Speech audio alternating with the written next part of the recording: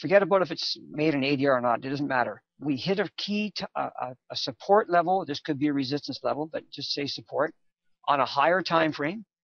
Price bounces off from A up to B. And what we do then is we look to buy a dip. Now, with this strategy, we almost always buy a 79% fib. Okay, these are Fibonacci retracement levels down here. We almost always buy a 79% Fibonacci level, and then we put our stop loss below point A. There is an exception to us that Shirley is going to talk about later, but you know, that's the way that we pretty much always do it. Okay, and remember that the whole noble entry technique is included with this webinar. Make sure that you go and get into it and go over it thoroughly. Okay, here, this is a 5-minute chart of the Australian US dollar. On this is the same trade I just showed you previously. Now we're going to show you the detail of it coming into the London close.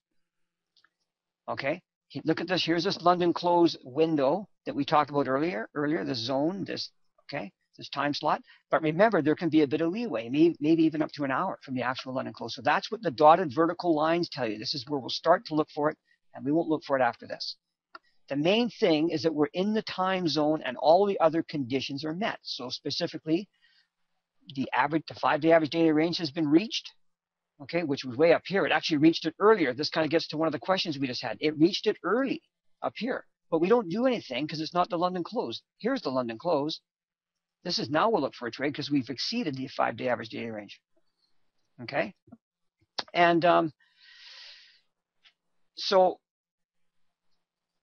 what we do here now is the main thing, like I say, is that we're in this time zone here, and all the other conditions have been met in here. Now, we only buy at 62 to 79% in here, okay? I can tell you that it's almost always 79%, and the reason for that is because this is a counter trend trade, meaning it's against the trend of the day, not necessarily against the trend of the market. It's against the trend of the day. So prices had a big drop into London, and we're taking a trade back up. We're buying. Okay, so we want to buy it cheap. We want to get a good price on it. So we buy a 79% fib pullback, which comes to 96.75 right here. So what you do, how you execute that, is you put a limit order in to buy it at 96.75 as prices dropping right in here. As prices dropping, you have to be on top of this and put a Fibonacci retracement from A up to B and start watching for 79% to get hit, and you have a limit order in to buy it. So buying it, you put the order in before it gets there. Now, just a bit of fine tuning here. You can add the pip spread to the buy price if you want, depending on the volatility of the pair and the trading day. I'll usually buy it at 79% with no spread, usually, not always. Okay. Now, remember, the reason is for this. These are bid charts. They show you the bid prices, which means that only the bid price is plotted here, right? Because you have a bid and an ask. When you buy, do you buy it at the bid or do you have to buy it at the ask? You have to buy it at the asking price. So when prices bid 96.75, when price hits here 96.75, the ask is probably about 96.78, something like that, depending on your pip spread. For me to get filled at 96.75, the bids, which is what the chart's showing, actually has to go down to about 96.72. Again, depending on your dealing spread. Shirley's going to talk further about this during her tips and tricks, so just make sure you listen for that. But listen, if you want to just keep things really simple for now, don't worry about the spread. Practice the methodology and get good at picking these trades out, and the fine-tuning can come later.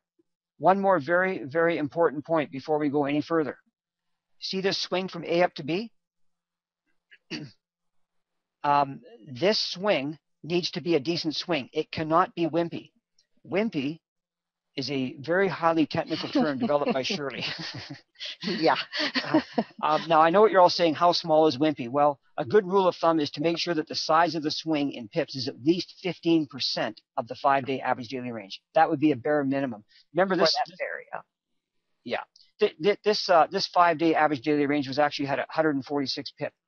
Is what it was. It was 146 pips. So 15% would be about 22 pips. This swing was actually 31 pips, which I've marked here. This is 31 pips from A up to B. Okay, so it's actually, I have this built into my little calculator on my spreadsheet that I'm giving you guys, so it'll calculate it automatically. One of our people who does these just put in, she likes 20%, and That's great. Well, You can yeah. do whatever you like on a more volatile pair. Maybe 20% is better, but I will take 15% as a minimum. Yeah.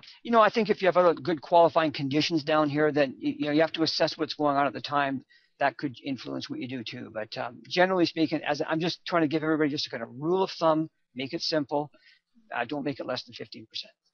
Remember too, if the swing happens early, don't take the trade. Here was a swing right here. Why not trade right in here? Here's the average daily range it got met.